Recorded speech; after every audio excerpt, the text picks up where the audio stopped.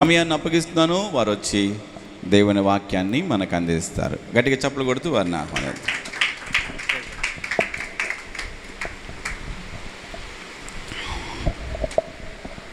హల్లెలూయా. రెండు చేతులు పైకెత్తి ప్రభుకు స్తోత్రాలు చెల్లిద్దాం. హల్లెలూయా. దేవునికి మహిమ కలుగునుగాక. నాకు ఈ సమయాన్ని అప్పగించినటువంటి దేవుని సేవకులు ఆమోసాయి గారికి ప్రభు నామములో నా హృదయపూర్వకమైన వందనాలు.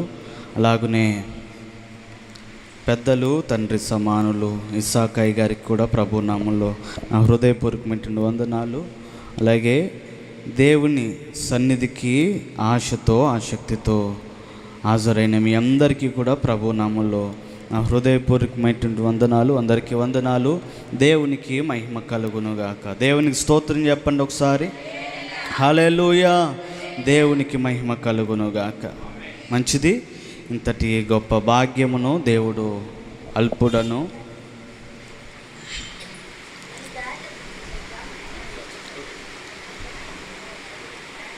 ఇంతటి దివ్యమైన మహాకృపను ఇలాంటి భాగ్యాన్ని దేవుడు నాకు అనుగ్రహించారు. అందును బట్టి ప్రభుని ఎంతగానో ప్రభును స్తుతిస్తున్నాను.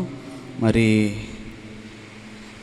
ఏం చూసి నాకు ఈ సమయాన్ని ఇచ్చారో తెలియదు, కానీ నన్ను పిలిచారో తెలియదు, కానీ మరి వారు ధైర్యం చేశారని చెప్పాలి. దేవునికి స్తోత్రం. హల్లెలూయా.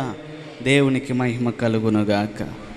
రైట్, మంచిది. దానికి కారణం దేవుని సేవకులు, నా ఆత్మీయ తండ్రి, మీ అందరూ తెలిసినదే రోలన్ సాయి గారు. వారి ద్వారా నేను తర్ఫీదు పొందుకుంటూ వారి బాటలో, లేదంటే వారు అనేకమైనటువంటి విషయాలు, దేవుని గూర్చినటువంటి విషయాలు నాకు నేర్పిస్తూ ఎంతగానో నన్ను ప్రోత్సహిస్తున్నటువంటి ఆత్మీయ సేవకులు, నాయకులు రోలన్ సాయి గారికి కూడా పరోక్షంగా నా హృదయపూర్వకమైనటువంటి వందనాలు తెలియపరుస్తున్నాను. ఇంకా మాటలతో కాకుండా కొద్ది నిమిషాలు దేవుని వాక్యాన్ని మనం ధ్యానం చేద్దాం. చూడండి, పేతురు రాసినటువంటి మొదటి పత్రిక,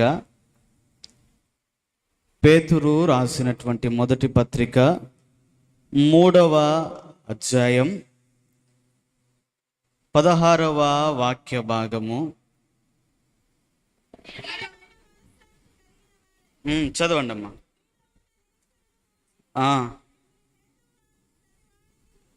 చదవండి.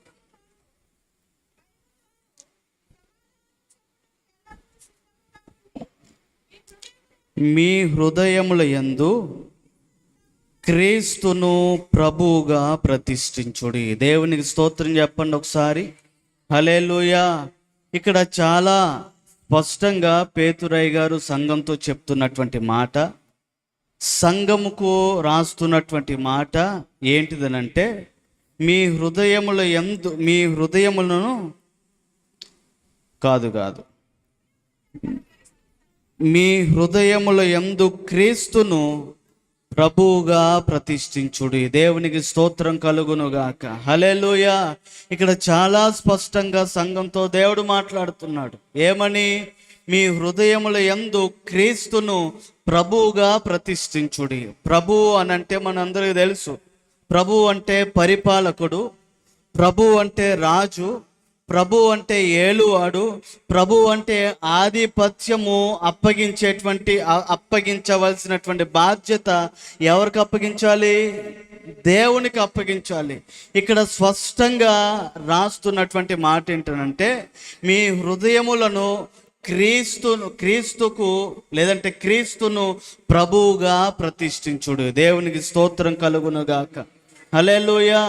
మన హృదయాన్ని పరిపాలించడం కొరకు, మన హృదయాన్ని నాయకత్వం వహించడం కొరకు, లేదంటే మన హృదయాన్ని నడపడం కొరకు, లేదంటే మనలను ఏలడం కొరకు ఎవరికి అప్పగించాలంట? మన హృదయాన్ని క్రీస్తుకు అప్పగించాలి, దేవునికి అప్పగించాలి మన హృదయాన్ని. ఇక్కడ చాలా స్పష్టంగా, మర్మమేమీ లేదు కానీ ఈ మాటలో స్పష్టంగా పేతురయ్య గారు సంఘంతో చెప్తున్నాడు, మీ హృదయాన్ని ఎవరికి పడితే వాళ్ళకి ప్రతిష్ఠించడానికి వీలు లేదు. మీ హృదయాన్ని ఎవరికి పడితే వాళ్ళకి అప్పగించడానికి వీల్లేదు. మీ హృదయాన్ని ఏలనివ్వడానికి, మీ హృదయాన్ని అప్పగించడానికి, మీ హృదయాన్ని నడిపించడానికి ఎవరికి పడితే వారికి అప్పగించడానికి వీల్లేదు. కానీ మీ హృదయాన్ని ఏలడానికి ప్రభుకి ప్రతిష్ఠించండి. దేవునికి స్తోత్రం. హల్లెలూయా. మనం ఎవరికి పడితే వాళ్ళకి అప్పగించడానికి వీల్లేదు. బైబిల్ గ్రంథంలో ఒక చిన్న సంఘటన జరిగింది. ఒక ఇల్లు ఉంది. ఆ ఇంటిలో జరిగినటువంటి సంఘటన నేను చెప్తున్నాను. ఒక వ్యక్తి ఉన్నాడు. ఆ వ్యక్తి దురాత్మ చేత నింపబడి, ఆ తర్వాత దైవ సేవకుడు వచ్చాడు. శుభ్రంగా అతని కొరకు ప్రార్థన చేయడం జరిగింది. అయ్యా, ఇక నుండైనా జాగ్రత్తగా ఉండు, ప్రభువుని అంగీకరించు, మారు మనసు పొందు, నువ్వు జాగ్రత్తగా నీ హృదయాన్ని భద్రపరుచుకో, ఎలా పడితే అలాగా నీ ఉండకు, నీ జీవితాన్ని చాలా జాగ్రత్తగా చూసుకో, కాపాడుకో అని స్పష్టంగా దైవ సేవకుడు చెప్పి వెళ్ళిపోయాడు. ప్రార్థన చేసిన తర్వాత అతని హృదయంలో ఉన్నటువంటి అపవిత్ర ఆత్మ ఏదైతే ఉందో అది వెళ్ళిపోయింది. తర్వాత ఈయన ఏం చేయాలో తెలుసా? ఏం చేయాలనంటే, నా హృదయాన్ని కాపాడాడు, అలాగే నా హృదయములో ఉన్నటువంటి అపవిత్ర ఆత్మ తొలగిపోయింది, నన్ను భయంకరమైనటువంటి చెర నుండి విడిపించింది దేవుడే, కనుక నా హృదయాన్ని ఆయనకు అప్పగించుకోవాలని ఒక ఆలోచనకి రావాలి. అవునా కాదా? దేవునికి స్తోత్రం కలుగునుగాక. హల్లెలూయా. అయితే విషయం ఏం జరిగింది అని అంటే, ఈయన అలాంటిది ఏమి కూడా జరగలేదు. అలాంటిది ఏమి కూడా చేయకుండా, హృదయంలోనికి దేవునిని ఆహ్వానించకుండా చేసిన పని ఏంటిదంటే, ప్రశాంతంగా అలాగే ఉన్నాడు. ఆ తర్వాత విడిచి వెళ్ళినటువంటి అపవిత్ర ఆత్మ ఒక ఆలోచన వచ్చింది. ఎక్కడా కూడా ఉండడానికి అవకాశం లేదుగా నాకు అనని, నేను ఎక్కడి నుండైతే వచ్చానో అక్కడికి వెళ్దాం, మరలా నేను ఎక్కడి నుండైతే వచ్చానో మరలా ఆ ఇంటికే వెళదాం, ఆ వ్యక్తి దగ్గరికే వెళదాం, ఏమైనా అవకాశం ఉందేమో అని చూద్దామని చెప్పి తిరిగి వెళ్ళింది మరలా అపవిత్ర ఆత్మ. దేవునికి స్తోత్రం కలుగునుగాక. తిరిగి వెళితే అక్కడ జరిగినటువంటి విషయం ఏంటంటే, మునుపు ఉన్న దానికంటే ఆ ఇల్లంతా కూడా చాలా ఉండడానికి, అపవిత్ర ఆత్మ ఉండడానికి ప్రశాంతంగా ఉందట. దేవునికి స్తోత్రం. ఇల్లంతా కూడా ఓడవబడింది. ఆ ఇల్లంతా కూడా చక్కగా ఎక్కడ పడితే అక్కడ అల్లరి చిల్లరగా కాకుండా, ఎక్కడ పడితే అక్కడ ప్రశాంతంగా, అవన్నీ కూడా అమరికలో కలిగి తన ఉండడానికి ప్రశాంతంగా ఉంది. దీనికి ఆలోచన వచ్చింది. ఏంటిదనంటే, నేనే దాన్నే ఉండటం ఎందుకు, ఇంకా మిగిలినవి ఏవైనా నా ఫ్రెండ్స్ని కూడా తీసుకొద్దామని అనుకొని తనకంటే మరి చెడ్డవైనటువంటి 7 వాటితో పాటుగా తీసుకొచ్చిందట. దేవునికి స్తోత్రం కలుగునుగాక. తీసుకొని వచ్చి ఇప్పుడు ఏం చేస్తుందో చెప్పనా? అతని హృదయంలోనే ఉండడానికి తిష్టేసుకొని కూర్చున్నాయి అవన్నీ. మొదటేమో ఒకటే. ఆ తర్వాత దైవ సేవకుడు ప్రార్థన చేసి శుభ్రపరిచి, ఆ వ్యక్తి హృదయం అంతటిని కూడా బాగుపరిచి, అతని దేహం అంతటిని కూడా చక్కగా ఉంచి, ప్రశాంతంగా నెమ్మదిని శాంతిని ఉండేటట్లుగా దైవ సేవకుడు అతని కొరకు ప్రార్థన చేసిన తర్వాత, అయ్యా ప్రభువుని అంగీకరించు అని చెప్పి జాగ్రత్తలు చెప్పిన తర్వాత మరలా మాటలు విన్నాడే కానీ ఏమాత్రం కూడా పాటించడం లేదు. ఎలా పడితే అలా ఇష్టానుసారంగా ఉండడానికి, అనగా దేవునిని నిలయము చేసుకోకుండా అపవాదికి అవకాశం ఇచ్చిన కారణం చేత మరి 7 కలిసి, అనగా మొత్తం 8 కలిసి అతని హృదయాన్ని కేంద్రంగా చేసుకొని అక్కడ ఉండడానికి ఇష్టపడ్డాయి. దేవునికి స్తోత్రం చెప్పండి ఒకసారి. హల్లెలూయా. నేను ఎందుకు ఈ మాట చెప్తున్నాను చెప్పనా? మన హృదయాన్ని ఎలా పడితే అలా ఉంచడానికి వీల్లేదు. మన హృదయాన్ని ఒకవేళ దేవునికి అప్పగించాలే తప్ప అపవాదికి అప్పగించడానికి ఏమాత్రం కూడా ప్రయత్నం చేయకూడదు. ఒక మాట చెప్తాను మీకు అర్థం కావాలని.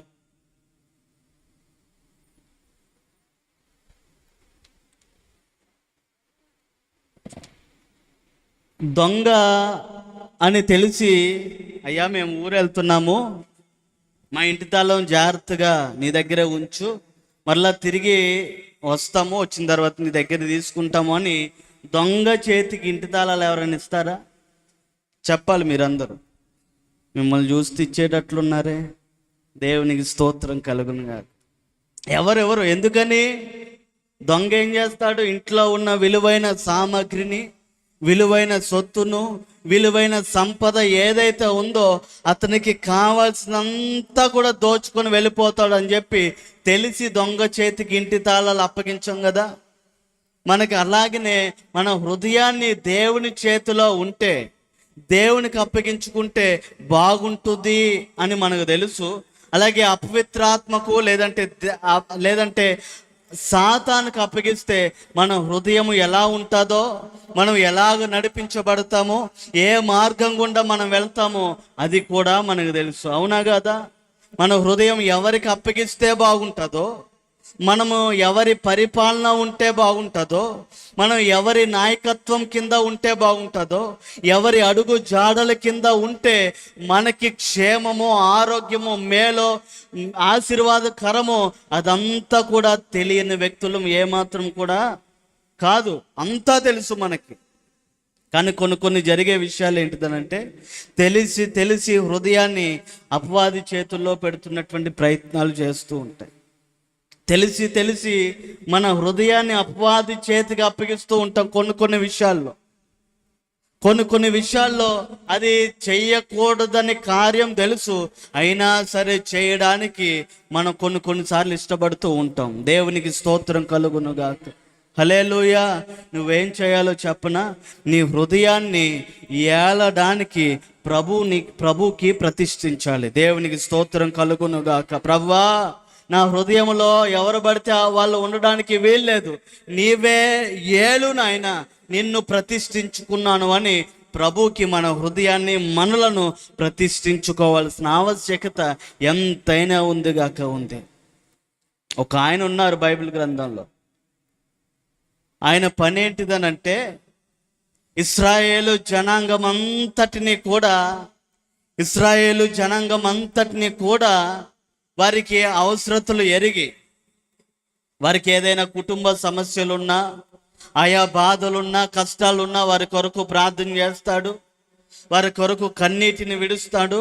వారి కొరకు వారి బాగోగులు, వారి క్షేమం అంతటిని కూడా, ఇశ్రాయేలు దేశం అంతటిని కూడా చాలా చక్కగా ఇశ్రాయేలు దేశం అంతటిని కూడా బాగుకోలి మేలు కోరేటువంటి దైవ సేవకుడు ఒక ఆయన ఉన్నాడు. దేవునికి స్తోత్రం కలుగునుగాక. హల్లెలూయా. ఒక మాట చదివి వినిపిస్తాను, చూడండి. సమూయేలు గ్రంథము మొదటి పుస్తకము 7వ అధ్యాయం 13వ వాక్య భాగం. ఇలాగున ఫిలిస్తీన్లు అనపబడిన వారై ఇశ్రాయేలు సరిహద్దులోనికి తిరిగి రాక ఆగిపోయిరి. సమూయేలు ఉండిన దినములన్నిటను యెహోవా హస్తము ఫిలిస్తీన్లకు విరోధముగా ఉండెను. దేవునికి స్తోత్రం చెప్తారు ఒకసారి. హల్లెలూయా. ఆ ఇశ్రాయేలు దేశమంతటికి, ఇశ్రాయేలు సైన్యమంతటికి, ఇశ్రాయేలీల ప్రజలంతటికి కూడా ప్రతి విషయంలో కూడా తోడుగా ఉండి, అక్కడ చాలా స్పష్టంగా రాయబడినటువంటి విషయం ఏంటిదనంటే, సమూయేలు ఉండినటువంటి దినములన్నిటిలోనట యెహోవా హస్తము ఫిలిస్తీన్లకు విరోధంగా ఉందట. దేవునికి స్తోత్రం. హల్లెలూయా. ఇశ్రాయేలీలకు విరోధి ఎవరు? ఫిలిస్తీన్లు. ఇశ్రాయేలీలకు వ్యతిరేకం ఎవరు? ఫిలిస్తీన్లు. ఇశ్రాయేలీల మీద పోరాడడానికి వచ్చేటువంటి వ్యక్తులు ఎవరు? ఫిలిస్తీన్లు. ఇప్పుడు సమూయేలు ఏం చేస్తున్నాడు అనంటే, వారికి ఫ్రంట్ లైన్లో ఉండి సమూయేలు చేసే పని ఏంటిదయ్యానంటే, దేవునికి ప్రార్థన చేస్తాడు ఆయన. దేవునికి స్తోత్రం కలుగునుగాక. హల్లెలూయా. సమూయేలు ఫ్రంట్ లైన్లో ఉండి ఆ దేశం అంతటికి కూడా నాయకత్వాన్ని వహించి ఏం చేస్తాడు అని అంటే, సమూయేలు ఏదైనా ఇశ్రాయేలీలు ప్రజలకు కష్టం వస్తే సమూయేలుకు చెప్పుకుంటారు. లేదంటే సమూయేలుకు తెలిసిన ఆ కష్టాన్ని దేవుని దగ్గరికి వెళ్ళి, ప్రభువా ఇశ్రాయేలీలు ప్రజలకు పలానా కష్టం వచ్చింది నాయన, ఇశ్రాయేలీలు ప్రజలకు పలానా ఇబ్బంది వచ్చింది ప్రభువా, ఇశ్రాయేలీలు ప్రజలకు పలానా పరిస్థితి కలిగింది నాయన, దయచేసి సహాయము చేయవా అని వారి కొరకు ప్రార్థన చేస్తాడు. ప్రభువా ఇశ్రాయేలీలు ప్రజలు యుద్ధానికి వెళుతున్నారు, వారికి విజయాన్ని దయచేయవా అని తెలియకుండా ఫ్రంట్ లైన్లో నిలబడి ప్రార్థన చేస్తాడు దైవ సేవకుడు. దేవునికి స్తోత్రం కలుగును గాక. హల్లెలూయా. ఫ్రంట్ లైన్లో ఉండి ఇశ్రాయేలీలకు సమాధానం కలిగేటట్లుగా, ఇశ్రాయేలీలు సంతోషించేటట్లుగా, ఇశ్రాయేలీలు నెమ్మది పొందుకునేటట్లుగా, ఇశ్రాయేలీలకు ఆదరణ కలిగేటట్లుగా, ఇశ్రాయేలీల బాగు కోరి దైవ సేవకుడు ఫ్రంట్ లైన్లో నిలబడి దేవునికి ప్రార్థన చేస్తాడు దైవ సేవకుడు. దేవునికి స్తోత్రం చెప్తారా? 2 చేతులు పైకెత్తి స్తోత్రం చెప్పండి. నిద్ర వస్తుందన్న వారు స్తోత్రం చెప్పండి. మాకు ఇది అలవాటు అయిపోయిన డైలాగ్ అండి. దేవునికి స్తోత్రం. హల్లెలూయా. విషయం ఏంటి?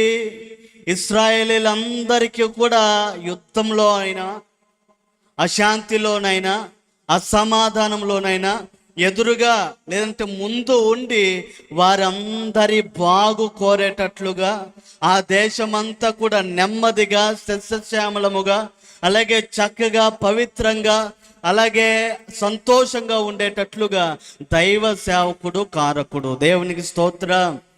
హల్లెలూయా. ఇప్పుడు ఏమవుతుందో చెప్పనా? ఇప్పుడు ఏమవుతుందయ్యా అనంటే, అంతటి విజయానికి కారణమైనటువంటి సమూయేలు దగ్గరికి వచ్చి, సమూయేలు దేవుని ద్వారా ఏర్పాటు చేయబడిన సేవకుడు దగ్గరికి వచ్చి కొంతమంది చెప్తున్నటువంటి సంగతి ఏంటిదనంటే, అయ్యా మాకు రాజు కావాలి. దేవునికి స్తోత్రం. హల్లెలూయా.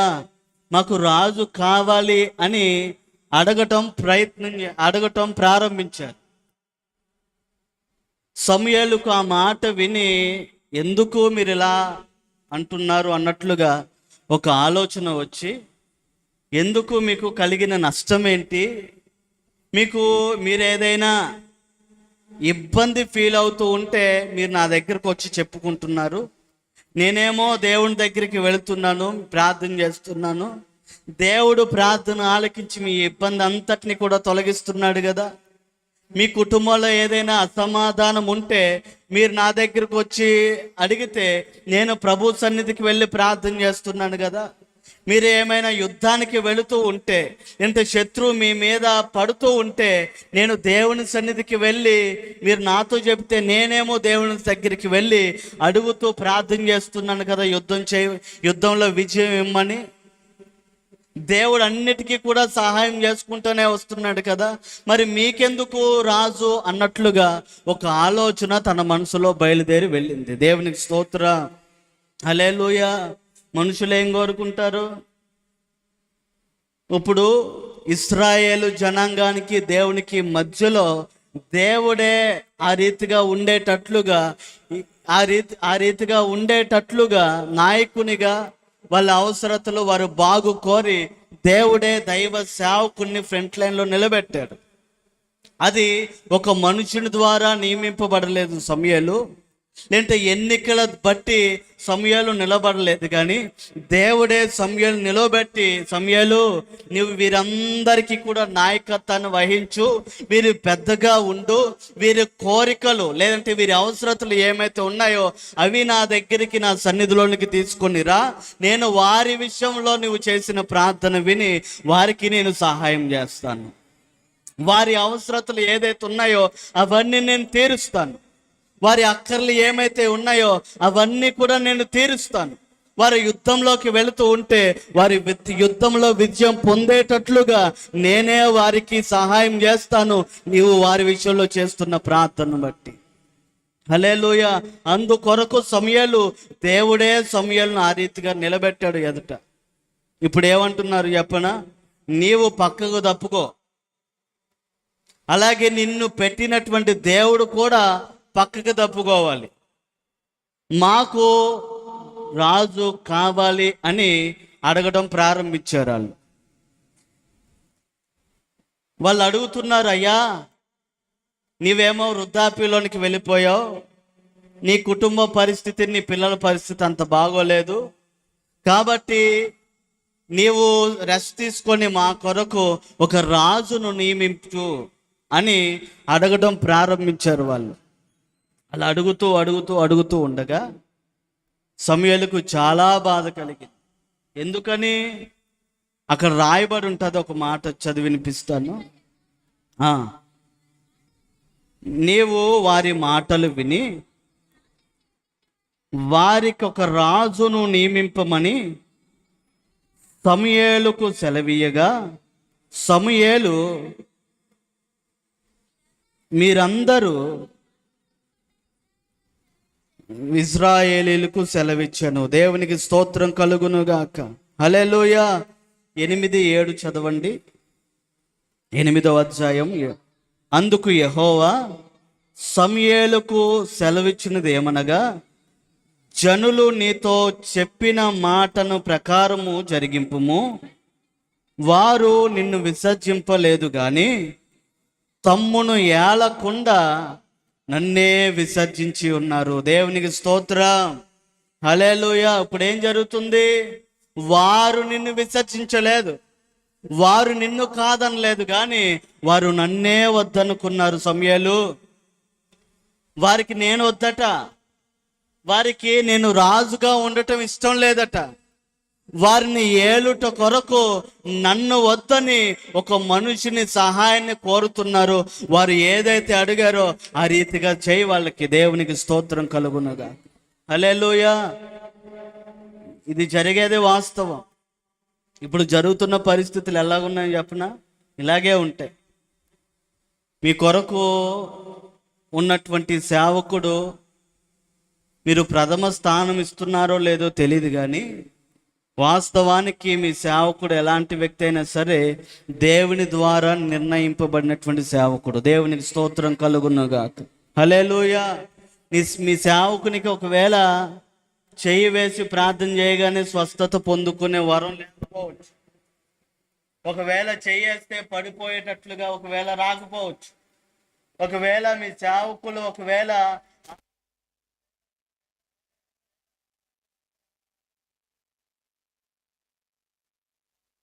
మేలు కోరేటువంటి వ్యక్తి. దేవునికి స్తోత్రం చెప్పండి. హల్లెలూయా. నీ సేవకుడే నీకు మేలు కోరేటువంటి వ్యక్తి. నీ సేవకుని ద్వారానే నీకు కార్యాలు జరుగుతాయి తప్ప మరొకరి ద్వారా జరగవంతే. నమ్మే విషయం ఏంటో చెప్పనా? ఆ వ్యక్తి ఎంత పెద్ద సేవకుడైనా కావచ్చు, కానీ నీ దృష్టిలో నీ సేవకుడు, నీకు పెట్టినటువంటి కాపరి ఎవరైతే ఉన్నారో ఆయనే నీ దృష్టిలో ఉన్నతమైనటువంటి స్థానంలో ఉండాలి నీ హృదయంలో. ఎందుకని? మీ కొరకు, నీ కొరకు సేవకులను ప్రభువే నియమించాడు కనుక. దేవునికి స్తోత్రం. హల్లెలూయా. కానీ కొంతమంది కాదనుకొని అక్కడ ఏదో అద్భుతాలు జరుగుతున్నాయి, ఇక్కడ ఇన్ని వారాలు వెళ్తే కార్యాలు జరుగుతున్నాయి, అక్కడ పలానా మట్టి తింటే బాగుంటుంది, పలానా వాళ్ళ దగ్గరికి వెళితే చాలా మంచిగా ఉంటుంది, 7 రోజులు వెళితే కార్యాలు జరుగుతాయి, అద్భుతాలు జరుగుతాయని ఇక్కడ విడిచిపెట్టి అక్కడికి వెళ్ళే వాళ్ళు చాలా మంది ఉన్నారు. దేవునికి స్తోత్రం కలుగునుగా. హల్లెలూయా. నేను అంటాను కదా, ప్రయత్నం శూన్యం అంతే, ఏ ఉపయోగం ఉండదు. ఒకవేళ జరిగినట్లుగా ఒకవేళ కనబడినా అది ప్రయోజనం ఏమి ఉండదు కాక ఉండదు. నీకు ఒకవేళ నష్టం కలిగినా, నీకు ఒకవేళ బాధ కలిగినా ఎక్కడికెక్కడికో ఫోన్ చేసి ప్రార్థన చేయించుకోవడం కంటే నీ దైవ సేవకుడి ద్వారా నువ్వు ప్రార్థన చేయించుకోవడం మేలు. ఇంకో మాట చెప్పనా? ఆయన నీ కొరకు ప్రార్థన చేసినా చేయకపోయినా ఆయనకి చెప్తే చాలంతే. దేవునికి స్తోత్రం. ఎందుకని? ఆయన ఎలాగో ప్రార్థన చేస్తారు సేవకులు. ఎందుకో చెప్పనా? ఆయన నీ కొరకు నియమింపబడినటువంటి వ్యక్తి. దేవునికి స్తోత్రం. అది మనుషుల ద్వారా నియమింపబడలేదు, అది ఒక వ్యక్తి ద్వారా నియమింపబడలేదు, ఒక అధికారి ద్వారా నియమింపబడలేదు. కానీ దైవ సేవకుడు, నీ కొరకు నియమింపబడిన దైవ సేవకుడు దేవుని కొరకే, దేవుని ద్వారానే నియమింపబడినటువంటి వ్యక్తి. దేవునికి మహిమ కలుగునుగాక. కానీ ఆయనను కాదనుకొని నువ్వు ఎక్కడికి వెళ్ళినా సరే నీ ప్రయత్నం ఒకవేళ సఫలం అవుతున్నట్లుగా ఉంటుందేమో, కానీ అది సఫలపరచబడదు. దాని ద్వారా నీకు నష్టమే, దాని ద్వారా నీకు ప్రయాసే, దాని ద్వారా నీకు ఆయాసమే, ఉపయోగం ఏమి ఉండదు.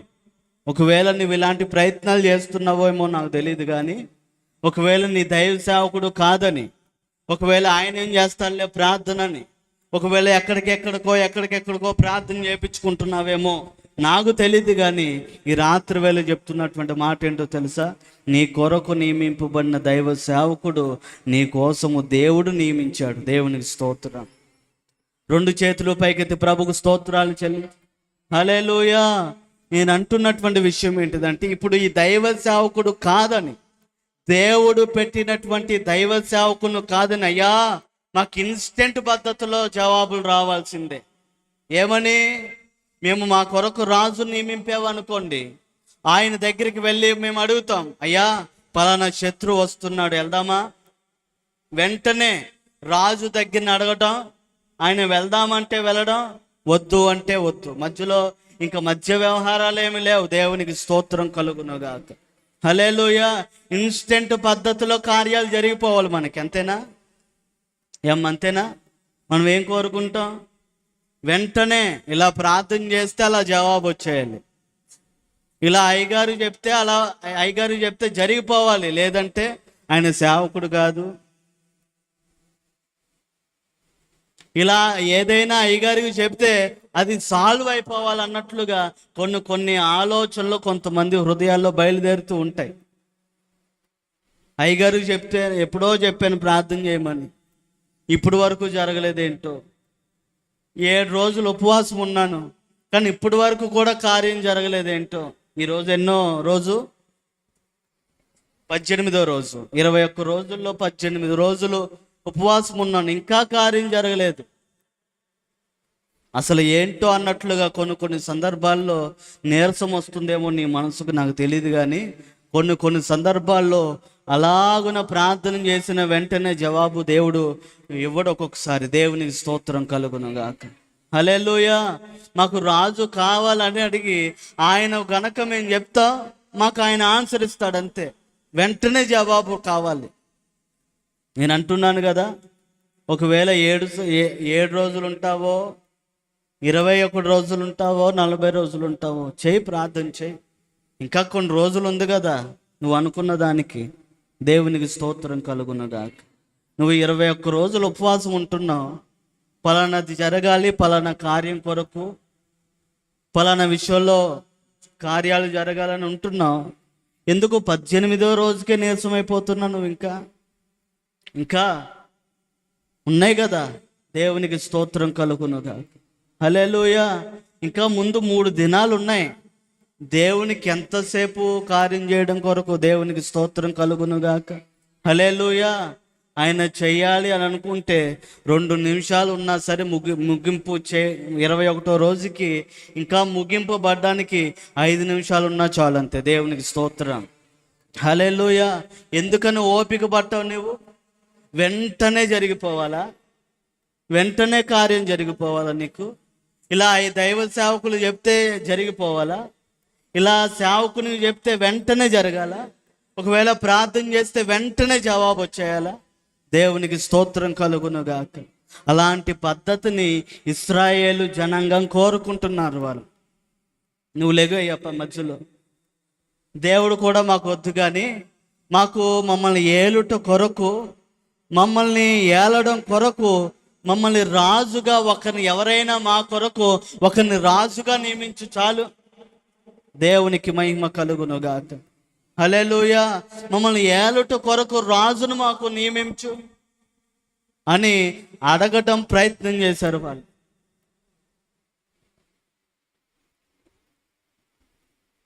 సమూయేలు చాలా బాధపడి దేవుని సన్నిధికి వెళ్తే బాధపడపు సమూయేలు నిన్నేం అనలేదు కానీ వారు నన్నే అన్నారు అని సమూయేలుకు నచ్చజెప్పి వారు ఏం కోరుతున్నారు వాళ్ళకి అది చేద్దాం అని చెప్పి దేవుడు రాజును నియమించడం కొరకు దేవుడు వారి కొరకు ఏర్పాటు చేయడం జరిగింది. వాళ్ళు అడుగుతున్నారు కదా, వాళ్ళు కావాలి అని అంటున్నారు కదా, వాళ్ళు పట్టు విడవకుండా ప్రయాస అడుగుతున్నారు కదా, బాగా బ్రతిమలాడుతున్నారు కదా.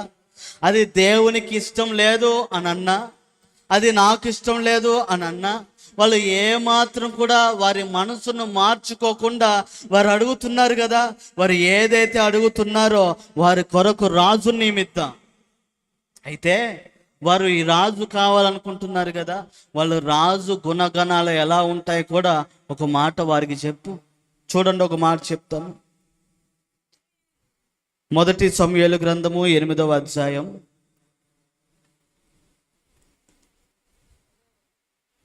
8వ అధ్యాయం మిమ్మును ఏలబోవు రాజు 11వ వాక్య భాగం. ఎట్టివాడు అనగా అతడు మీ కుమారులను పట్టుకొని తన రథములను తోలుటకును తన గుర్రములను కాపాడుటకును వారిని ఉంచుకొనును. దేవునికి స్తోత్రం కలుగునుగాక. ఆ రాజు పరిస్థితి, అతని స్థితిగతులన్నిటినీ కూడా కింద వివరిస్తూ ఉంటాడు ఆయన ఇంచుమించుగా ఆ రాజు కొరకు 17వ వాక్య భాగం వరకు ఒక పెద్ద చిట్ట వారి ఎదుట ఉంచుతారు. అమ్మా, ఆయన అంత మంచి వ్యక్తి ఏమీ కాదు, ఆయన సామాన్యమైనటువంటి మనుషుడే, ఆయన మంచి వ్యక్తి ఏం కాదు. మీ కుమారులను అంత సామాన్యంగా విడిచిపెట్టడు. మీ కుమారులు యవ్వనస్తులను పట్టుకొని వారిని ఆయన రథముల ముందు పరిగెట్టమని కోరుతాడు. కొంతమందిని రథాలకు కాపలాగా, రథాలను లాగడానికి, అలాగే గుర్రాలను కాపలా ఉంచడం కొరకు ఇలాగా ఆ వ్యక్తులను ఆయన వాడుకుంటాడమ్మా. ఆయన మంచి వ్యక్తి ఏమీ కాదు. దేవునికి స్తోత్రం కలుగునుగాక. హల్లెలూయా. ఇంకా అక్కడ రాయబడి ఉంటుంది, భూములను దున్నుటకును పంటలు కోయడానికిని తన రథములను చేయుటకు వారిని ఏర్పరచుకొనెను. దేవునికి స్తోత్రం కలుగునుగాక. హల్లెలూయా. పోనీ మగ పిల్లలనే అంటారా? ఆడపిల్లలను కూడా వంట చేయడం కొరకు, ఆయా పనులు చేయడం కొరకు, ఆయా విధాలుగా ఉండేటం కొరకు యవనస్తులందరినీ కూడా, ఆడపిల్లలను కూడా ఆయన విడిచిపెట్టడు. దేవునికి స్తోత్రం. మీరు ఒకవేళ ఆయనకి 10వ వంతు ఇవ్వాల్సి వస్తుంది. ఆయన మీ భూములను లాక్కుంటాడు. మీకు శ్రేష్టమైనటువంటి ఫలాలు ఏదైతే ఉన్నాయో ఆ శ్రేష్టమైనటువంటి ఫలాలన్నిటిని కూడా ఆయన లాక్కుంటాడు. ఆయన దేవునికి మహిమ కలుగునుగాక. హల్లెలూయా. శ్రేష్టమైనవన్నీ కూడా లాక్కొని ఉపయోగం లేనివన్నీ కూడా మీ దగ్గర ఉంచుతాడు ఆయన. తినడానికి మీకు ఆహారం ఉండదు, మీ పిల్లలు మీ దగ్గర ఉండరు, మీరు మీ దగ్గర సరిగ్గా ఉండడానికి ఇష్టపడరు, మీకు సమాధానం ఉండదు, నెమ్మది ఉండదు, ఆరోగ్యం ఉండదు, కష్టపడవలసిన పనే అని ఇంత చెప్పినా సరే ఆ రాజు కొరకు ఏమన్నారు చెప్పనా? మాకు ఆ రాజే కావాలి. మమ్మల్ని ఏలుట కొరకు, మా పైన ఆధిపత్యం చేయట కొరకు, మా పైన పెత్తనం చలాయించడం కొరకు మాకు అలాంటి రాజే కావాలి. దేవునికి స్తోత్రం. హల్లెలూయా. మాకు అలాంటి వ్యక్తే కావాలి, నియమించండి మా కొరకు అని అడగడం ప్రారంభించారు వాళ్ళు. నేను అంటున్నటువంటి విషయం ఏంటో చెప్పనా? కొన్ని మన హృదయంలో కొన్ని అనుకుంటాం, అవి అంత మంచి ఫలితాన్ని ఏమి ఇవ్వవు. దేవునికి స్తోత్రం కలుగునుగాక. హల్లెలూయా. నువ్వు దేని కొరకు ఉపవాసాలు ఉంటున్నావో తెలియదు, కానీ ఒకవేళ ఏమి సాధించాలి, ఏమి పొందుకోవాలి అని నువ్వు అనుకుంటున్నావో నాకు తెలియదు, కానీ నేను అంటున్నటువంటి విషయం ఏంటిదనంటే, కొన్ని సందర్భాల్లో మనం ఒకటి కావాలనిపిస్తుంది, ఒకటి జరగాలని అనిపిస్తుంది, ఒకటి పొందుకోవాలి అని అనిపిస్తుంది. కానీ నేను అంటున్నాను, కొన్ని మనం కోరుకున్నవి చూసినట్లుగా అంత ముచ్చటగా ఏమీ ఉండవు మన జీవితాల్లో. దేవునికి స్తోత్రం కలుగునగా. హల్లెలూయా.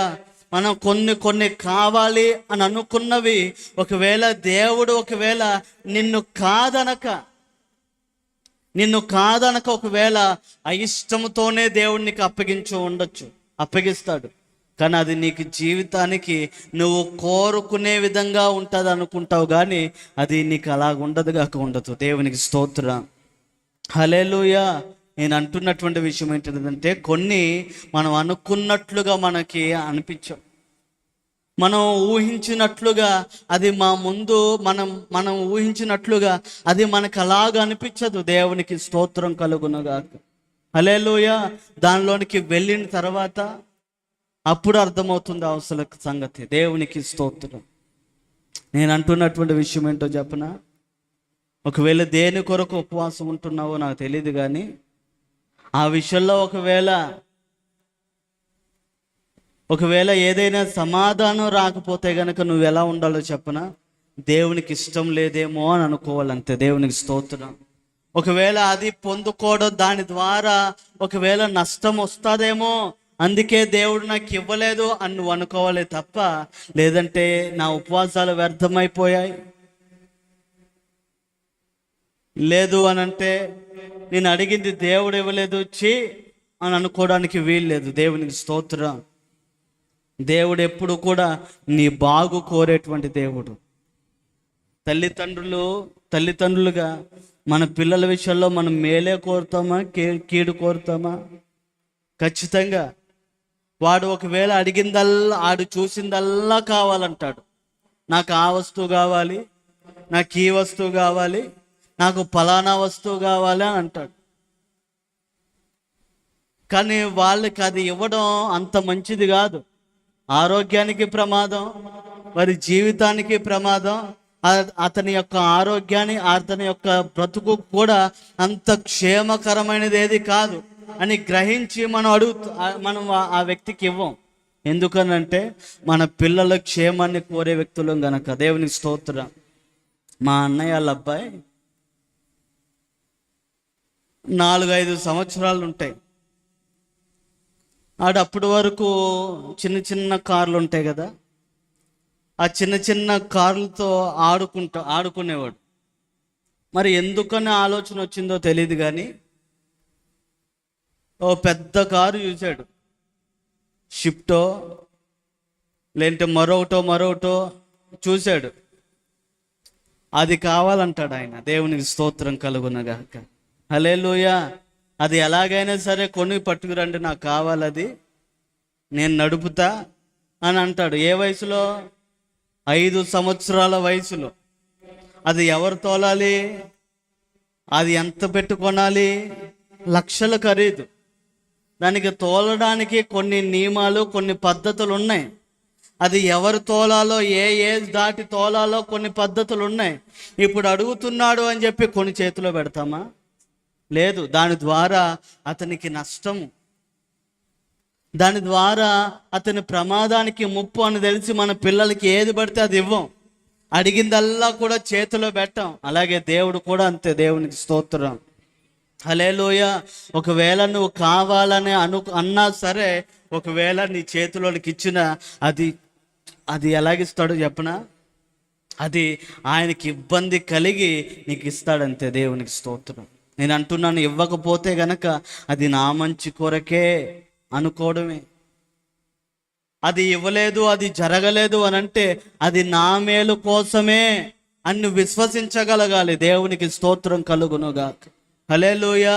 ఇశ్రాయేలు ప్రజలందరికీ కూడా, అమ్మా మీ రాజు పద్ధతి ఇది, మీరు కోరుకునేటువంటి వ్యక్తి ఇలాంటి వ్యక్తి, మంచి లక్షణాలు లేవు ఆయనకి, మరేం చేస్తారు అని అంటే ఆ వ్యక్తినే తీసుకురండి, ఆ వ్యక్తినే రాజుగా అభిషేకించండి, ఆ వ్యక్తినే మా కొరకు నియమించండి అని ఏర్పాట్లన్నీ కూడా జరిగాయి. దేవునికి స్తోత్రం కలుగునుగాక. హల్లెలూయా. ఆ తర్వాత వాళ్ళు కోల్పోయిన నష్టం ఇంత అంత కాదు. వారు సౌలు ద్వారా పడిన భయము, సౌలు ద్వారా పొందుకున్నటువంటి అపజయము, సౌలు రాజుగా ఉండటం ద్వారా కలిగినటువంటి అసమాధానము, సౌలు రాజుగా ఉండటం ద్వారా కలిగినటువంటి వ్యతిరేకత ఇంత అంతా కాదు వారి జీవితంలో. దేవునికి స్తోత్రం కలుగునుగాక.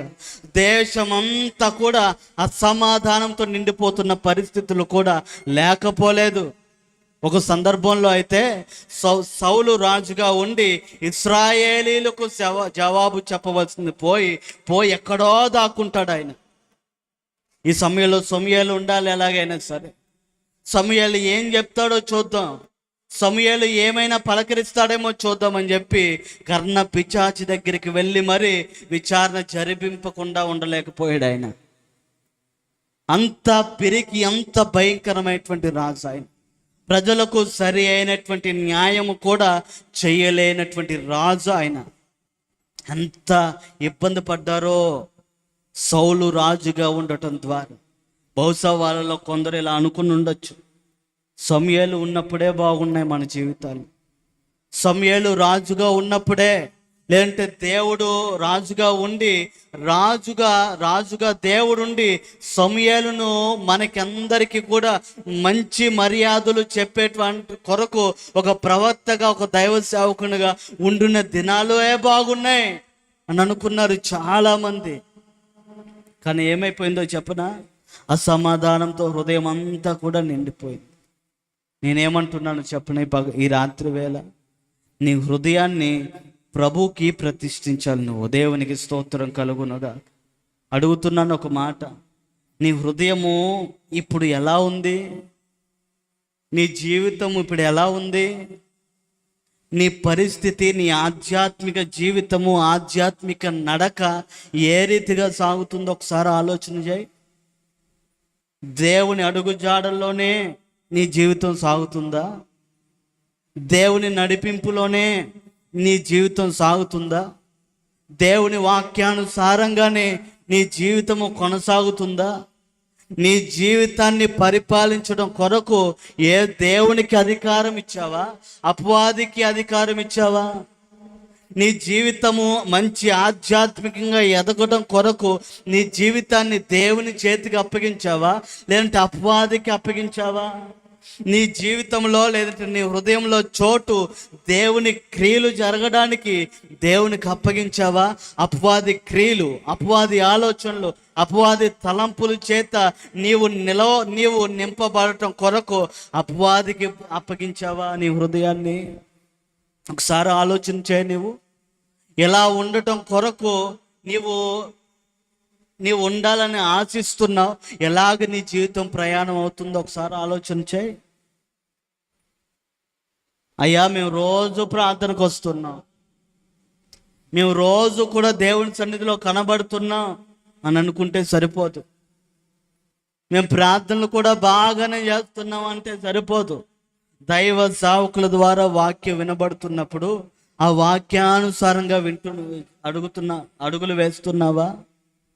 దేవుని సేవకుడిని నిలబడి దేవుని దగ్గర సహాయం పొందుకొని దేవుడు మాటలు ఇక్కడ వింటే, దైవ సేవకుడు ఎప్పుడు చెప్పిన మాటలే కదా. ఎవరైనా కొత్త సేవకుడు వచ్చి చెప్తే అవి విందాం అని అలాగా ఆలోచన చేస్తున్నావా? కొన్ని అంతే ఇలాగే జరుగుతాయి. ఇంటిలో ఉన్నటువంటి దైవ సేవకుడు చెప్పిన మాట నచ్చదు, నీ ప్రవర్తన మార్చుకో అని ఇంటిలో ఉన్న సేవకుడు చెప్తే నచ్చదు. అదే బయట నుండి వచ్చిన సేవకుడు నీ ప్రవర్తన మార్చుకోవచ్చు కదా అని అంటే నిజమే కాబోలు అని అనిపిస్తుంది. దేవునికి స్తోత్రం కలుగునుగాక. బయట నుండి వచ్చినటువంటి సేవకుల మాటలు ఇంపుగా అనిపిస్తాయి. హల్లెలూయా. నేను అంటున్నటువంటి విషయం ఏంటో చెప్పనా? నువ్వు ఏ నడిపింపులో కొనసాగుతున్నావు ఒకసారి ఆలోచన చేయి. నీ హృదయంలో దేనికి స్థానం ఉంది? దేవునికి స్థానం ఉందా? లేదంటే కనుక అపవాది క్రియలకి స్థానం ఉందా? అపవాదికి నీ జీవితాన్ని అప్పగించావా? నిన్ను అపవాది చేతుల్లో నుండే కదా దేవుడు విడిపించింది. గతంలో పాపిష్టమైనటువంటి బ్రతుకుతూ ఉంటే, మన జీవితాల్లో మరణపు అంచుల్లో ఉంటే, అపవాది పొలిమేరల్లో మనం దాగి ఉంటే, అపవాది కబంధ హస్తాల్లో మనం ఉంటే, అపవాది చేతుల్లో మనం పడి ఉంటే, చావు బ్రతుకుల మధ్య కొట్టిమిట్లాడుతూ ఉంటే, దుర్వ్యసనాలకి బానిసైపోతూ ఉంటే, టీవీలకి సినిమాలకి సీరియల్కి బానిసైపోతుంటే, అలాంటి బ్రతుకుతున్నప్పుడు నీ బ్రతుకు వ్యర్థం అని చుట్టుపక్కల వాళ్ళందరూ కూడా మనం అసహించుకున్నటువంటి పరిస్థితుల్లో దేవుడు నీ బ్రతుకును మార్చాడు కదా. దేవునికి స్తోత్రం కలుగును గాక. హల్లెలూయా. నీ బ్రతుకును దేవుడు మార్చి నువ్వు వ్యర్థమైపోవడానికి వీల్లేదు. నువ్వు ప్రయోజకుడిగా ఉండాలి. నువ్వు వ్యర్థంగా బ్రతకడానికి వీల్లేదు. అనేకులకు ఆదర్శవంతులుగా బ్రతకాలి. నువ్వు అందరూ అనిపించుకునేటట్లుగా నీ బ్రతుకు ఉండకూడదు. నీ బ్రతుకు మంచి విధంగా ఫలితాన్ని ఇచ్చే విధంగా నీ బ్రతుకు బ్రతకాలి అని దేవుడు నిన్ను దర్శించలేదా? దేవుడు నీతో మాట్లాడలేదా? అది ఎలాగైనా కావచ్చు. నువ్వు అనారోగ్యంలో ఉన్నప్పుడైనా, నువ్వు బలహీనతల చేత ఉన్నప్పుడైనా, చావు మరణపు జీవపు మధ్యలో కొట్టిమిట్లాడుతున్నప్పుడైనా, ఎలాగైనా ఉన్నప్పుడు దేవుడు నిన్ను దర్శించి నీ బ్రతుకును మార్చడం కొరకు దేవుడు దైవ సేవకుని సాధనంగా ఉంచుకొని ఆయన ద్వారా నీకు కార్యాలు చేయలేదా దేవుడు? దేవునికి స్తోత్రం చెప్పొకసారి. దేవుడే భయంకరమైనటువంటి బ్రతుకు నుండి దేవుడు బయటికి తీసుకొని వస్తే, మరణపు చెరలో నుండి దేవుడు బయటికి తీసుకొని వస్తే, ఇప్పుడెందుకని మరలా నీవే కావాలనుకొని అదే చెరలోనికి వెళ్ళిపోతున్నావు? నేను ఎక్కడి నుండి అయితే దేవుడు తీసుకొచ్చాడో మరలా అక్కడికే నువ్వు వెళ్ళిపోతున్నావేంటి? అపవాది బంధకాల్లో నుండి, అపవాది చేతిలో నుండి దేవుడు నిన్ను విడిపించి తన విలువైన రక్తాన్ని నీ మీద కుమ్మరించి ప్రభు వెల చెల్లించి నీకు విలువనిచ్చి దేవుడు బయటికి తీసుకొని వస్తే, నిన్ను శుభ్రపరిస్తే నీవుగా మరలా వెళ్ళిపోతున్నావుగా. దేవునికి స్తోత్రం కలుగునుగా. ఒకసారి ఆలోచించే, నీ హృదయపు పరిస్థితి ఎలా ఉందో ఒకసారి ఆలోచించే. కారు వెళుతుంది అనుకోండి, కారు వెళుతున్నప్పుడు ఎలా పడితే అలా వెళ్ళిపోయింది అనుకోండి, ఇప్పుడు వెనకాల కానీ ముందుగానే వచ్చేవాళ్ళు ఏమనుకుంటారు చెప్పండి ఒకసారి? అటు వెళ్ళిపోతుంది, ఎడమకి వెళ్ళిపోతుంది, ఎక్కడ కట్ చేయాలో అక్కడ కట్ చేయకుండా, కట్ చేయకూడని ప్రాంతాల్లో తిరగాల్సినటువంటి వైపు తిరుగుతూ అది ఎలా పడితే అలాగా తిరుగుతున్నాడు అనుకోండి, ఏమనుకుంటాం చెప్పండి ఒకసారి? ఆయన కారు రాదు. దేవునికి స్తోత్రం కలుగును. అదే కారు వచ్చినటువంటి వ్యక్తి ఎలా తోలుతాడు? చాలా పద్ధతిగా, చాలా క్రమంగా ఈ ఎడం వైపే వెళ్ళాలి కాబట్టి ఎడం వైపే వెళుతూ అలా పద్ధతిగా ఒక నియమాలు పాటిస్తూ వెళ్తాడు. అవునా కదా? ఎందుకని? ఆ కారు ప్రాబ్లం అంటారా? చెప్పాలి మీరు. ఆ కారును నడిపేటువంటి వ్యక్తి యొక్క ప్రాబ్లం. దేవునికి స్తోత్రం. హల్లెలూయా. ఆ కారు నడిపేటువంటి వ్యక్తి ప్రాబ్లం. మనుషులు కూడా అంతే కదా. కొందరేమో స్ట్రైట్గా నడిస్తే కొందరు ఎలా నడుస్తారు చెప్పండి? ఆ చివర పడతాడు, దొల్లుకుంటూ ఈ చివరికి వస్తాడు, ఎక్కలు లేస్తాడు. దేవునికి స్తోత్రం. ఇప్పుడు ఏంటి? మంచినీళ్ళు తాగిన వ్యక్తి మంచిగా నడుస్తాడు, కానీ మద్యం తాగిన మనిషి ఎలా నడుస్తాడు చెప్పండి ఒకసారి? ఇప్పుడు ఏది ప్రాబ్లం? తాగుతున్నటువంటి ప్రాబ్లం. దేవునికి స్తోత్రం కలుగునుగాక. హల్లెలూయా. ఏ వ్యక్తి అయితే నడుపుతున్నాడో ఆ లోపల ఉన్నటువంటి వ్యక్తి, అలాగే ఆ వ్యక్తిని తాగుతున్నది ఏదైతే ఉందో దాన్ని బట్టి ఆ వ్యక్తి జీవితం అంతా కూడా నడుస్తుంది. దేవునికి మహిమ కలుగునుగాక. ఒక తాగే వ్యక్తి అలాగుంటే, తాగే విషయంలోనే మనం చెప్పగలుగుతున్నారే మంచినీళ్ళు తాగొచ్చు కదా, ఏంటంటే మంచిది ఏదో ఒకటి తాగొచ్చు కదా, ఎందుకు మందు తాగుతున్నాం అని అంటారు. అది మంచిది కాదు కదా, అది నీ దేహం అంతటికి, నీ శరీరం అంతటికి కూడా అది నష్టాన్ని తెచ్చిపెడుతుంది కదా అని అంటారు. మంచిది ఎన్నుకో అని అంటారు. అవునా కదా? దేవునికి స్తోత్రం కలుగునుగా. హల్లెలూయా. ఎందుకనంటే ఆ వ్యక్తిని మంచి మార్గంలో నడిపించడం లేదు. అది నేను అంటున్నటువంటి విషయం ఏంటో చెప్పనా? మనం చేస్తున్న క్రియలను బట్టి అర్థమైపోతుంది. మనం దేవునికి స్థానం ఇచ్చామా, లేదంటే అపవాది చేతుల్లో మనం చిక్కి ఉన్నామా? మన హృదయాన్ని ఎవరి పరిపాలన చేస్తున్నారో మన క్రియలే ఆధారము. దేవునికి స్తోత్రం కలుగునుగాక. హల్లెలూయా.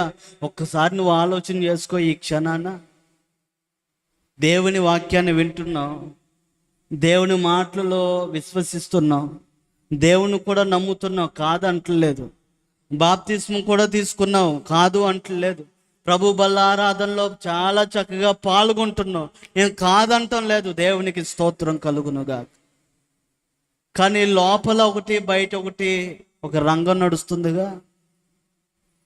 ఇంటిలో ఉన్నప్పుడు ఒకలాగా, దేవుని సన్నిధిలో ఉన్నప్పుడు ఒకలాగా ఉందిగా.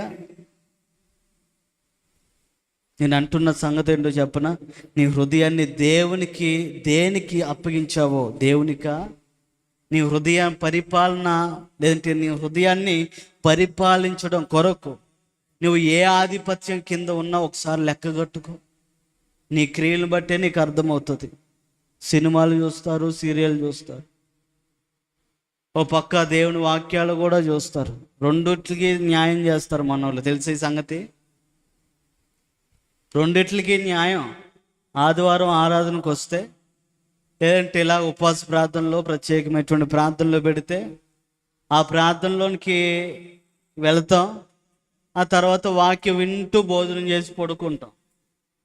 ఉదయాన్నే మరలా బత్తి బాటలు వింటాం. కానీ మధ్యాహ్నం భోజనం చేసేసరికి ఛానల్ మారుతుంది. దేవునికి స్తోత్రం కలుగునుగా. అవునా?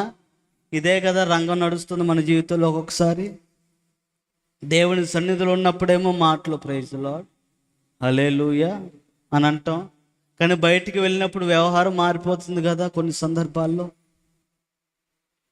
నేను అంటున్న విషయం కాస్త పరిశీలన చేయండి. మీరు దేవుని సన్నిధిలో ఉన్నటువంటి మీరు, దేవుని ఆలోచనలు, దైవ సేవకుల ఆలోచనల ప్రకారంగా నడుస్తున్నటువంటి మీరు, దైవ సేవకుడు బోధిస్తున్నప్పుడు ఆ బోధలో భావాలు ఆలకిస్తున్నటువంటి మీరేం చేయాలో చెప్పిన కాస్త ఆలోచన చేయండి. మనం ఎలా నడుస్తున్నామో, మన జీవితాలు ఎలాగున్నాయో, అసలు ఆ వాక్యానుసారంగానే మన బ్రతుకుందో, వ్యతిరేకమైన వాక్యానికి విరుద్ధంగా మన బ్రతుకుందో కాస్తంత ఆలోచన చేసి మన జీవితాన్ని నిలుపుకోగలిగితే గనక మన ఆధ్యాత్మిక జీవితాలకు ఎంతైనా లాభం. దేవునికి స్తోత్రం కలుగునగా. ఎంతైనా ప్రయోజనం. నేను ముగిస్తున్నాను. ఎంతైనా ప్రయోజనకరం. మన జీవితాన్ని దేవునికి అప్పగించకుండా ఆధ్యాత్మికంగా ఎదగాలంటే ఎదగలేము. మన జీవితాన్ని ప్రభు చేతికి అప్పగించుకోకుండా, ఒకవేళ ప్రభు చేతికి అప్పగించుకోకుండా మనం దేవుని ద్వారా ఆశీర్వాదాలు పొందలేం. కొన్ని విషయాల్లో ప్రతిఫలం మనకు కలగదు. నేను అంటున్నాను, ఈ రాత్రి వేళ ప్రభు చేతికి అప్పగించు. ఒకవేళ ఇప్పటి వరకు ఎలా పడితే అలా ఉండి, ఇంట్లో ఒకటి బయట ఒకటి ఉండి, ఒకవేళ అలాంటి నాటక రంగంలో ఉంటే దాని నుండి బయటికి రాగలిగితే ఎంతైనా మనకు మేలు. దేవునికి స్తోత్రం కలుగును. ఒకసారి ఆలోచన చేయి. రాత్రి వేళ నువ్వు ఏ ఆత్మచేత నడిపింపబడుతున్నావో, అసలు నీ హృదయాన్ని పరిపాలన చేస్తుంది, నీ హృదయానికి ఆధిపత్యం వహిస్తుంది దేవుడా, లేదంటే అపవాద? ఒకసారి ఆలోచించి తల్ల ఉంచండి, ప్రార్థన చేద్దాం. దయచేసి అందరూ కూడా తల్ల ఉంచండి, ప్రార్థన చేద్దాం. అందరూ కూడా ఒకసారి తలలో ఉంచి కళ్ళు మూసుకుందాం. ఒకసారి జ్ఞాపకం చేసుకుందాం. దేవానికి స్తోత్రాలు. నా హృదయంలో దేని ఏలుబడికి నేను అప్పగించుకున్నాను? నా హృదయము దేవుని యొక్క స్వాధీనమందు నడుస్తుందా, లేకపోతే అపవాది యొక్క నియంత్రణలో వెళుతుందా? ఒకసారి మనల్ని మనం విమర్శించుకుందాం. ఒకసారి మనల్ని మనం పరీక్షించుకుందాం. ఎటువైపు నీ ప్రయాణం? ఎంతకాలం నిర్లక్ష్యంగా ఉంటావు? ఇదిగో ఇశ్రాయేలీయుల ప్రజలు అంటున్నారు, మాకు దేవుని పరిపాలన అవసరం లేదు. సమూయేలు, నీ పరిపాలన మాకు అవసరం లేదు, మాకు రాజు కావాలి, రాజు కావాలి. దేవుని పరిపాలన వద్దనుకున్నారు. ఈరోజు నీ హృదయాన్ని ఏది పరిపాలన చేస్తుంది? దేవుని మాటకు విధేయత చూపిస్తున్నావా?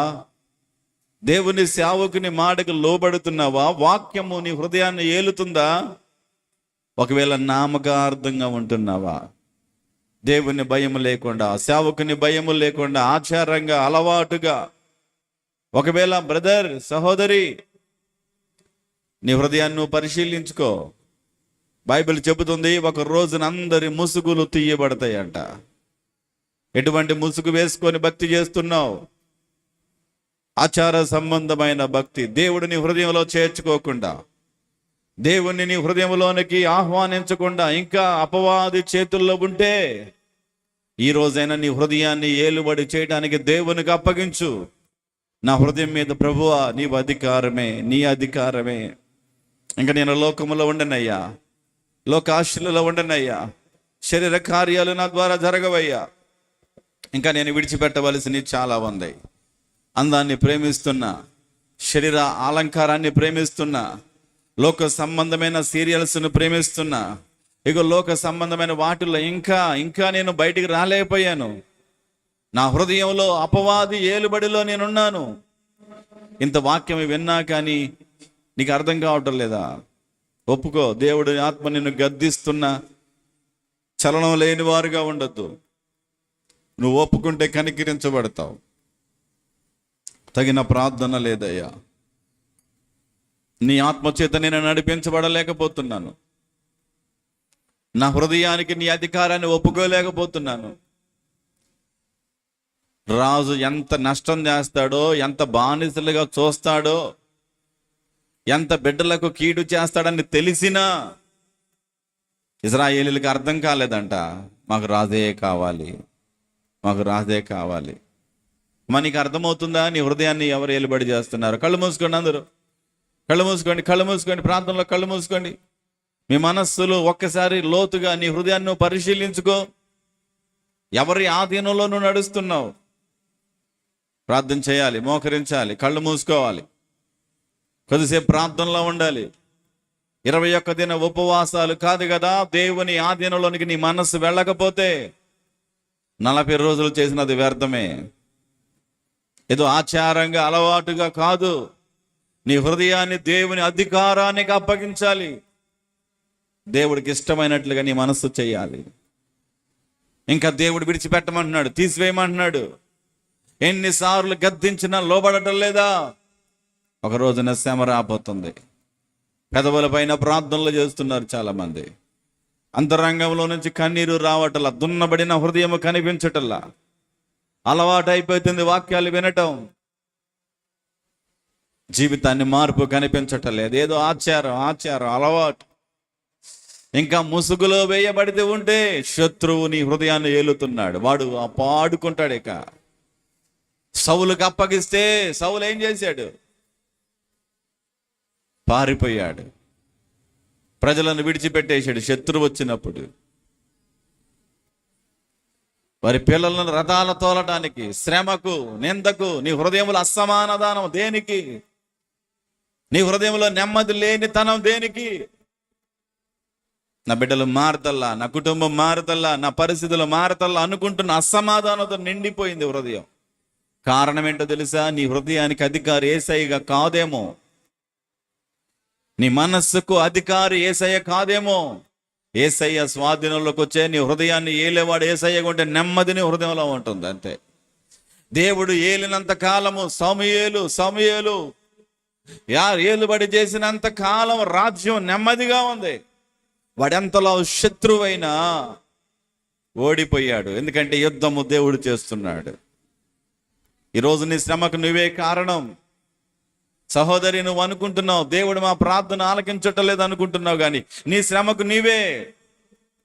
నీ హృదయాన్ని ఇంకా దేవునికి అప్పగించటల్లా. భారము లేని ప్రార్థనలో, పై ప్రార్థనలో కన్నీరు లేదు.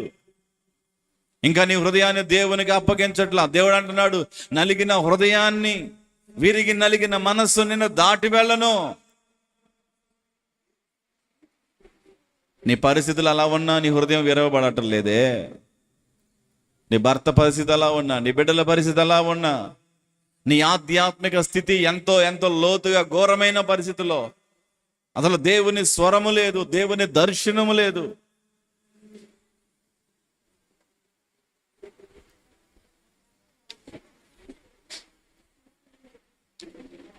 హల్లెలూయా, హల్లెలూయా, హల్లెలూయా. నువ్వు ఇంకా నీ హృదయాన్ని పరిపాలనకు దేవునికి అప్పగించకపోతే, అమ్మా నోరు తెరివి, నీ మనస్సు ఎవరి స్వాధీనమందు ఉంటుంది. ఈ రోజుకి ఇంకా నిన్ను ప్రార్థన చేయమని బ్రతిమిలాడాలి, మందిరానికి రామని బ్రతిమిలాడాలి, మోకరించమని బ్రతిమిలాడాలి. ప్రార్థన రాదే.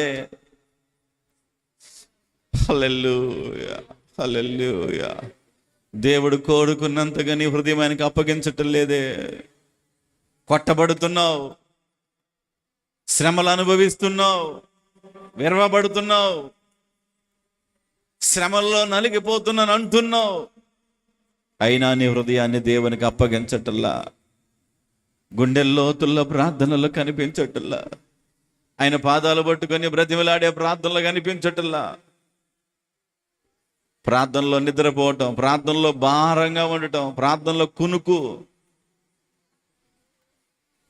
అపవాది నిన్ను మోసం చేస్తున్నాడు, అపవాది నిన్ను మోసం చేస్తున్నాడు. సహోదరి, ఎంతకాలం అలా ఉంటావు? నీ హృదయానికి అధికారి దేవుడు కావాలి కదా. ఆయన ఏలుబడి చేస్తే నీ ఇంటిలో నెమ్మది ఉంటుంది. ఆయన ఏలుబడి చేస్తే నీ హృదయంలో ప్రశాంతత ఉంటుంది. ఆయన నీ హృదయాన్ని ఏలుబడి చేస్తే దిగులు ఉండదు. మరణం ఎదురుగా నిలబడి నన్ను అంటావు, నా దేవుడు నా పక్షమున ఉన్నాడు, నేను భయపడను.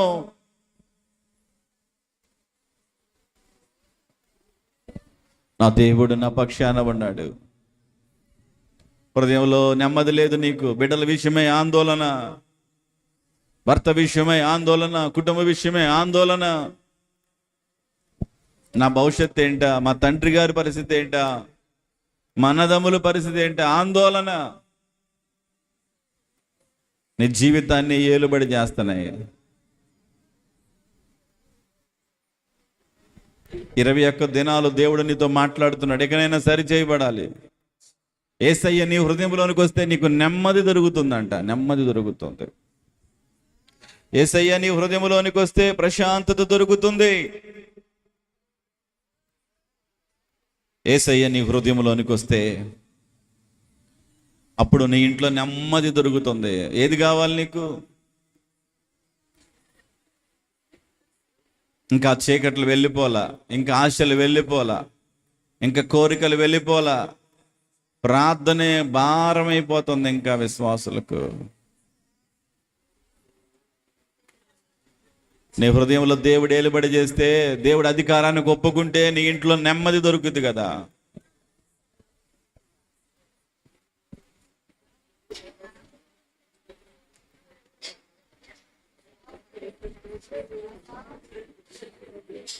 నీ హృదయంలో నెమ్మది లేకపోవటానికి కారణం నువ్వే.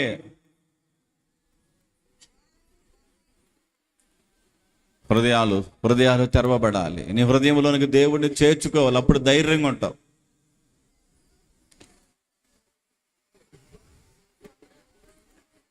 శ్రమ అయినా పడుతున్నారు కానీ దేవుని చేత నడిపించబడటానికి ఇష్టపడట్లేదు. ఇబ్బందుల్లో అయినా నడుస్తున్నారు కానీ దేవుని చేతుల్లోనికి వెళ్తానికి ఇష్టపడట్లా చాలా మంది.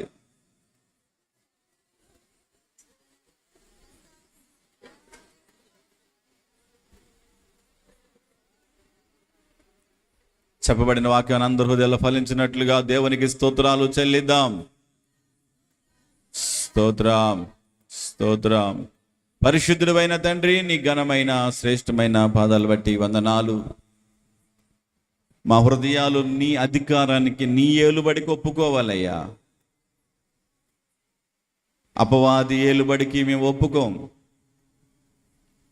ఇజ్రాయేలీల ప్రజలు నీ అధికారం వద్దు, నువ్వు రాజుగా మాకు వద్దని సౌలును మిమ్మలను పక్కన పెట్టి రాజు కావాలని కోరుకున్నారు. ప్రభువా,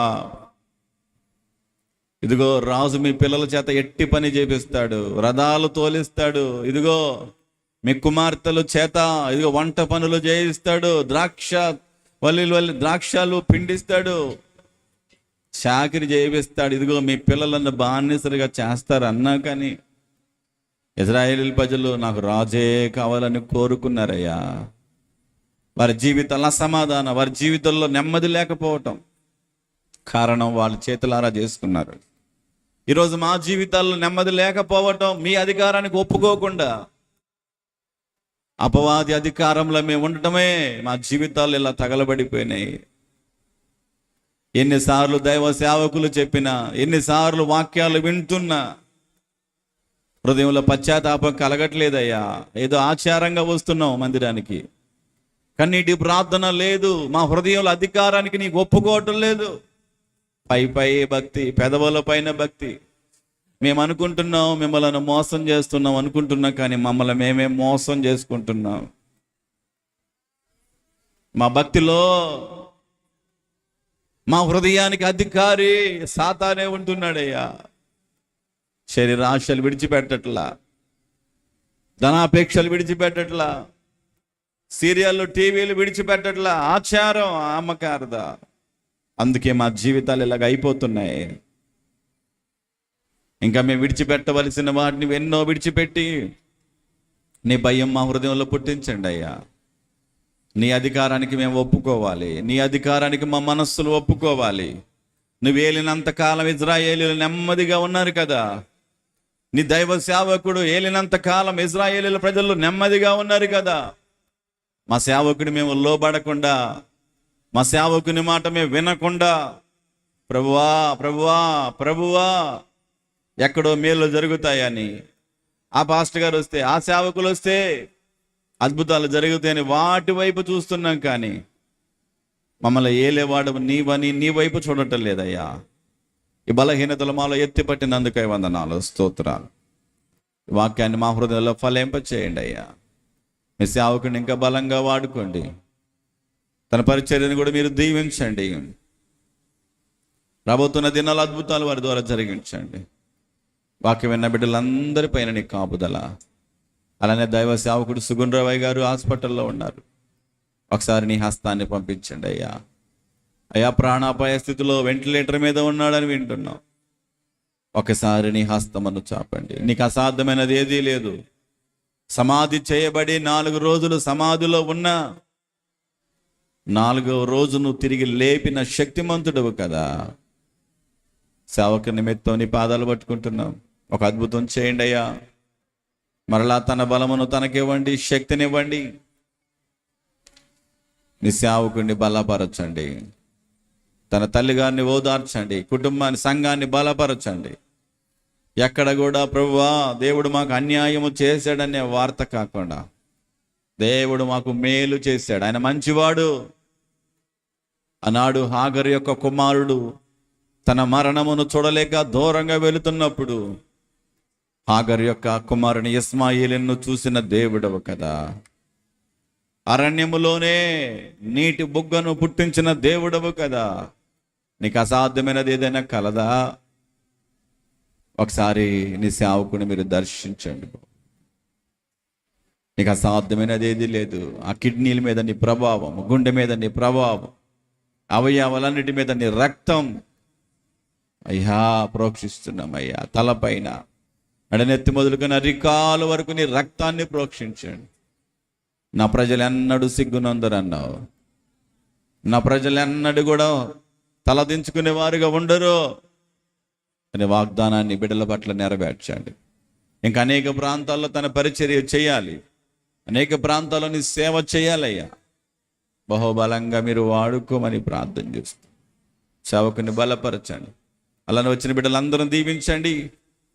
వారు ఎవరైతే ఏ అవసరాలు 21 దినాలు కోరుకుంటున్నారో వారు అవసరాలన్నీ తీర్చండి. ఇంక ముందున్న 3 దినాలు కూడా ఇంకా అనేక మందిని మీరు తీసుకొని రండి అయ్యా. కొడుకులన్నీ 21 దిన ఉపవాస కొడుకులు ఆశీర్వాదకరంగా, మాకు దీవెనకరంగా జరిగించి సహాయం చేయమని యేసు నామమున అడిగి వేడుకొని పొంది ఉన్నాము తండ్రి. ఆమేన్, ఆమేన్. తండ్రి, కుమార, పరిశుద్ధాత్మ సహాయం ఇప్పుడు ఎల్లప్పుడు సదాకాలం మన అందరికీ తోడయ్యుండి నడిపించునుగాక. ఆమేన్, ఆమేన్, ఆమేన్. అందరికి వందనాలు, వందనాలు. దేవుడు